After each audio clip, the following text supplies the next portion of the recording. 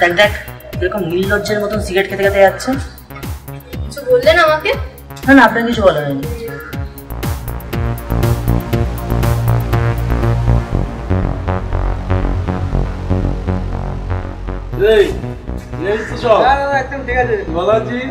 ভালো তো একদম আসি আমি। হ্যাঁ ঠিক আছে তো আবার ওই মেয়েটা 4 নম্বর। হ্যাঁ 4 নম্বর। ওহো আচ্ছা শোন, তোরা কেউ কিছু বলিস না তো? খবরদার কিছু বলিস না যেন। হ্যাঁ তাই শোন, আমি আসি। হ্যাঁ ঠিক আছে।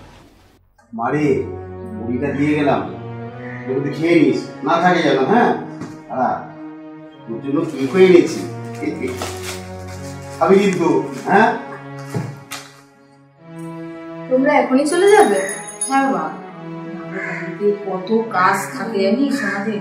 তুই তো জানিস মা, হ্যাঁ আমি না গেলে সব কাজকর্ম একেবারে ওলট পালট হয়ে যাবে।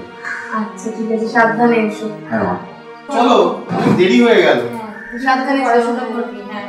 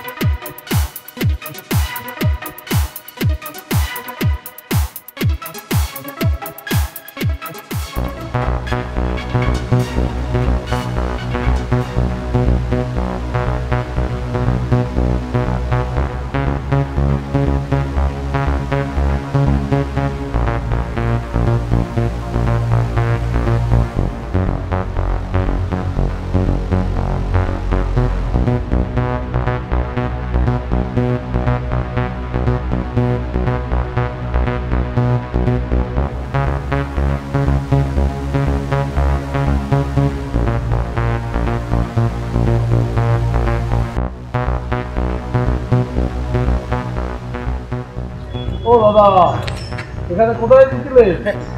দাদা আমার মেয়ে এই মেসে থাকে।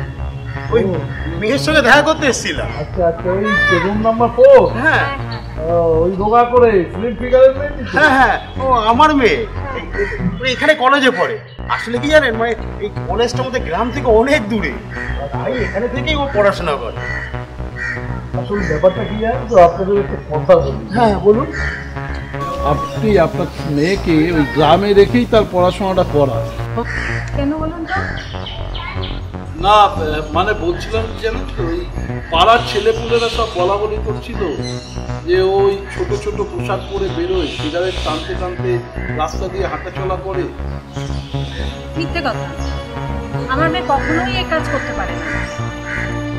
না এতে আমার কি লাভ বলুন, বরং আপনাদের লাভ হয়েছে।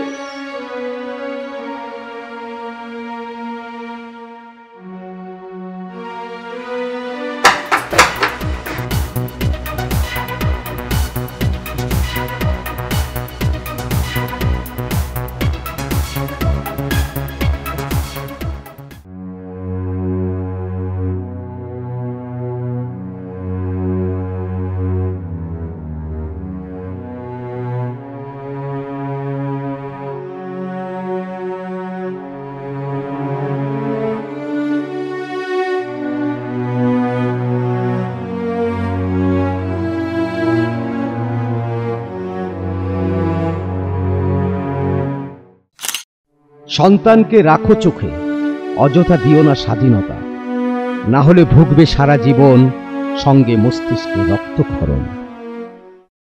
দেয়ালে তুলিতে আঁকা সমাজের স্বপ্ন, পথের শিশুটা খোঁজে মুক্ত আকাশ। দেয়ালে তুলিতে আঁকা সমাজের স্বপ্ন, পথের শিশুটা খোঁজে মুক্ত আকাশ। দয়া নয় সেবা দিয়ে মুছবো চোখের জল, এটাই অনুভূতির বিকাশ। খুঁজে নিতে হবে শুধু এই অবকাশ, চাই শুধু আমরা এই সম্মান। হোলি